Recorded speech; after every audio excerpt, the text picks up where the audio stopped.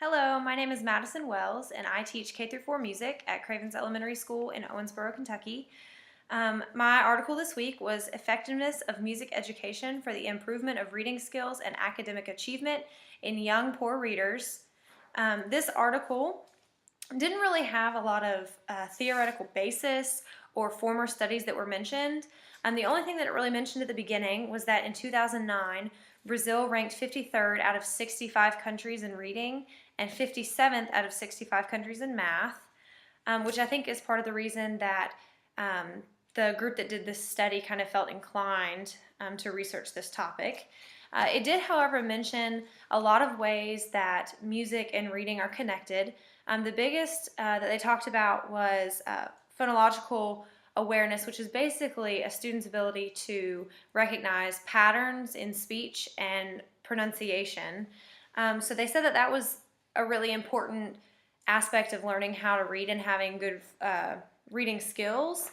And then they talk about how there are lots of similarities between music learning and reading, one of which is that music helps you to detect different pitches and pitch patterns, which is, like I talked about a second ago, phonological awareness. And then also the idea that if students can take pitches and make a melody, then they can take words and make a sentence. So this kind of transfer between the two topics brings to light the fact that music fluency and music literacy helps with reading. So the purpose of this study was to evaluate the effectiveness of music education for the improvement of reading skills and academic achievement among children of 8 to 10 years of age with reading difficulties. So the study begins with 10 schools that were chosen out of a city in Brazil. And the schools had to have at least one room available for a music class, and they had to lack any kind of music curriculum or music lessons. And then the selection for the students, it was a little more specific. One of the inclusion criteria were that teachers had to fill out a scale of assessment of reading competence, and the students had to have a certain score to be able to pass to the next level. And then they also had to get parent permission to participate in the study.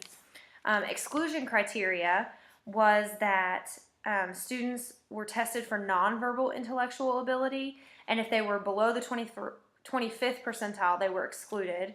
And then they also were asked if they had any intervention already for reading or if they had private music lessons, and if they did, then they were also excluded from the study. So once they had narrowed down the students, they ended up with 240 children that were eligible, and that came from all 10 of the schools that were participating. And the schools were randomly given either a control group or an intervention group through a lottery system. So 5 ended up being control groups and 5 were intervention groups. And then every student that was participating was given a test of phonological awareness, which included a word accuracy test, which was how many correct real words they could read per minute, a non-word accuracy test, which was how many correct non-words they could read per minute, and then an in-text accuracy task, which was how many words they could read correctly in a minute within a certain text. So that was kind of their pre-test for the whole study. So once they had tested all the students and got it narrowed down to 240 kids, then the music intervention started, which each music intervention had 2 teachers, and they used a curriculum that was designed to be used across all 5 of the intervention schools. And in the past, Brazil had been using kind of the traditional music learning where they were restricted to Western music and classical sheet music reading and having an aptitude for a particular instrument. But in this case, they chose to do kind of a more modern idea of music education, which is that the children are creating their own music and they're identifying musical elements and they're singing and exploring rhythms. So all of these factors kind of took place during the intervention. And interventions occurred 3 times a week for 50 minutes. So by the end of the study, the students had received on average between 50 and 55 music interventions.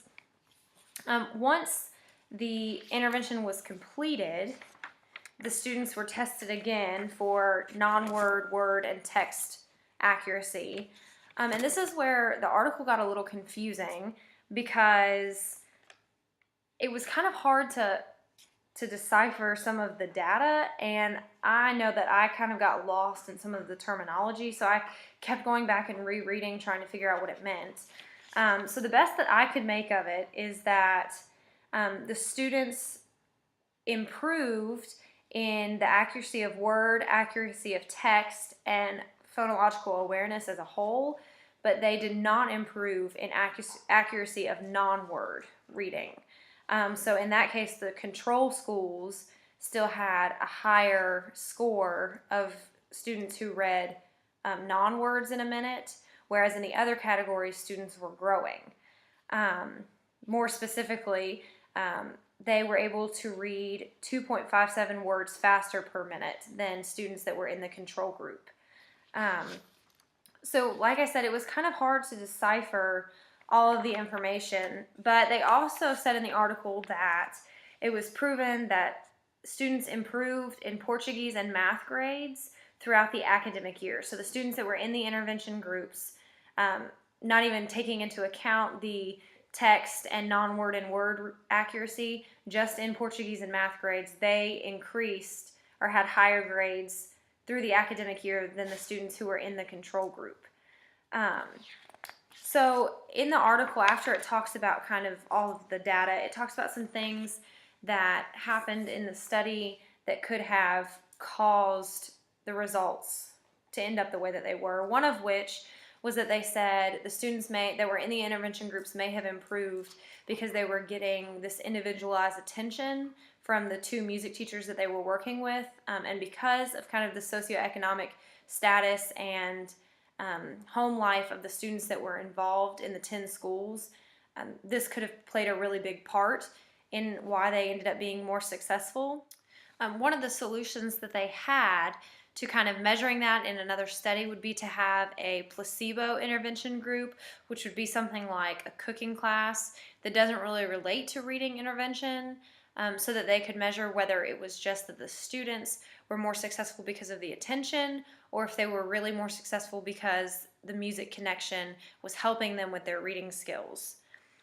This article really fit in well with my topic for my research project because I have a literacy through music group at my school where I meet with the 8 lowest readers in every kindergarten class, and we use music skills to work on reading literacy and fluency, which is going to kind of be the basis of my research project. So this article really fit well with that. The only thing that I wish it had had more of was some of the techniques that they used in the intervention, like as far as activities that I could apply in my own literacy through music program, which they actually mentioned in the article that was kind of a weakness of the study, was that they didn't specify in the article what activities were used. They just kind of used music intervention as a broad category.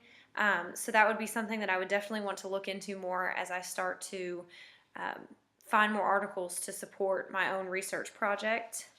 I also mentioned earlier that the data was kind of hard to interpret. The charts kind of made sense, but at the same time they really didn't.